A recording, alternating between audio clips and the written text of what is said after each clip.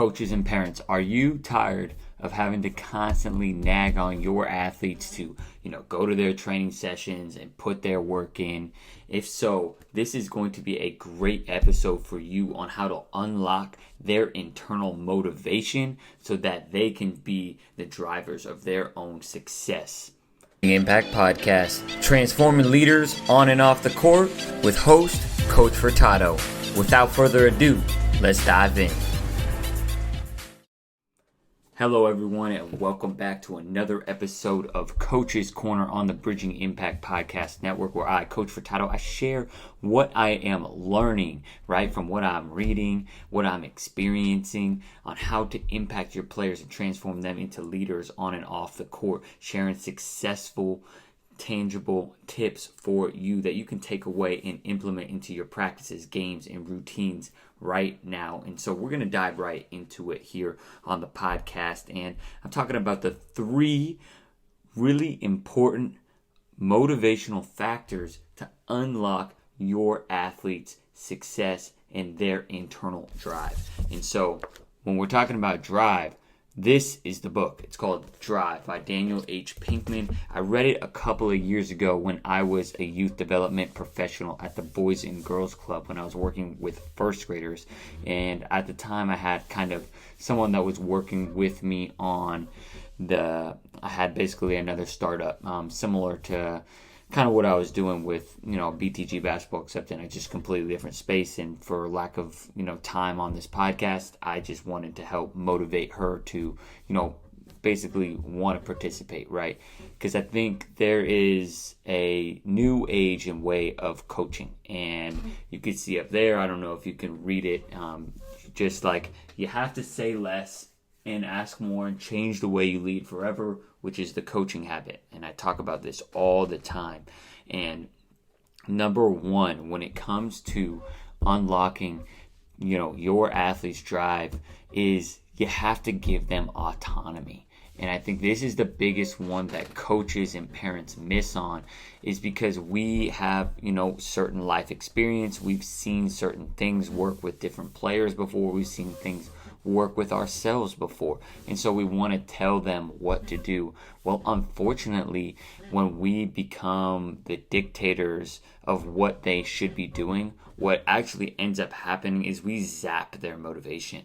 And when we're always telling them where to be, when to be, what to work on, we're zapping them of their autonomy and exploration on what they want to, get better at, right? No one likes being micromanaged. No one likes being micro-coached. I really love this, kind of idea and concept around, I had a great podcast guest in the, summer of 2022. VJ Stanley came on and he talked about how, how would you like it if someone came in to your office and, they started being like, hey, you need to put Microsoft Excel here. You need to do this, and they started, your athlete came in and micromanaged you and was like, hey, how do you see yourself, exploring and micromanaging? And as coaches and parents, we live through our players, right? I'm not a parent, so I typically don't like to speak from that experience because I don't have that experience. But even as a coach, right, we see a lot of times, we see players with, similar traits to us. And we want to kind of, be like, oh, I wish I did that, so you should do that. What we really need to be doing is we need to unlock their autonomy and motivation inside. So autonomy, what that is, okay, you want to be a better shooter, right? Okay, what does that mean to you? Do you want to become, 40% shooter from 3-point, become a 40% 3-point shooter? What is that? What are you willing to commit to? Okay, when are you going to work out? How can I support you? How can I hold you accountable? Instead of having it be, you need to put up 100 shots. You need to do this. You need to do that, right? Like encourage them, be like, hey, all right, you want to be a great shooter. And then they tell you certain things. Like you can still guide them. You can still hold them accountable. But if you're telling them to do everything, it's just like they're going to lose motivation really quickly. So number 1 is autonomy. Number 2 is mastery. And this one is, a real big separator, right?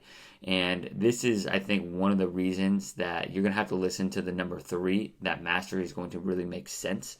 because you have to have autonomy to want to achieve mastery. Otherwise, if you have a coach or a parent telling you to do something all the time, you don't really care if you master the skill because it's not coming from yourself, right? It's not that internal drive. It's not that I want to do something, right? And so that is the big key, is how can we help them, become masters? And, as coaches and parents, again, we're guides. So how do we, teach, this is how Curry became a great shooter, show them different things, right? There's a great documentary on Curry on being an underrated player and how he became a great shooter, right? So showing them what it takes to be a master and kind of lighting that fire, having that storytelling technique that really just lets them expand their ability to become a master at their craft, right? Talking about what being a master is like, and really showing them that mastery is within their power, right? Like, I think that's just the most important thing, is like, if you really want to master something, it's got to come from you, right? Which comes to the autonomy part of things. And mastery just is really what the separator is, right? I'm trying to become a master coach, a master podcaster, right? I'm learning different techniques to get you all into and provide you all a better listening and visual experience. I need to improve my editing skills so I can improve my YouTube. However, I definitely want to continue to become a master so I can provide more value. And then the last one is going to be purpose. And the reason I said mastery before purpose, and purpose is the last one, is because I think this is the one that gets lost the most. I believe that oftentimes adults in general just tell players that, especially the ones who are talented, you have to play this. And I think one of the big questions I'll get is, coach, like, I have this great player, but he just really doesn't want it. Okay, does he really want it, right? Like, you just said it in your statement. Does he really want to play this sport? And if the answer is no, I think, a lot of times, we equate so much value to our young people based on how they play a sport. And in reality, right, sports is not everything. And it's really important for us to not pin their identity on, you are a basketball player because, or whatever, a soccer player, because at the end of the day, we all hang up our cleats. And I think that is one of the biggest challenges. If you go and talk to all different athletes, whether who hung up their cleats after high school, hung up their cleats after college, right, or got to play professional, I think the transition from player to coach, or player to, general public citizen, is one of the most challenging things. So what kind of purpose can we help unlock from our players? What is your purpose as a basketball player? What is your purpose with becoming a better three-point shooter? At the end of the day, it might just become a more confident person, right? Like, if I'm shooting the ball well, I'm scoring more points, I'm an important part of my team, I'm going to have more confidence when I'm at school. I'm going to have more confidence when I'm in the classroom trying to learn, this math that's been giving me, fits and challenges the last couple of weeks. So if we can really help them find their purpose for why they want to, become better at a certain skill, why they want to play basketball, why they want to play baseball, helping them find that purpose, that why, is what's going to help connect them to when they're tired, right?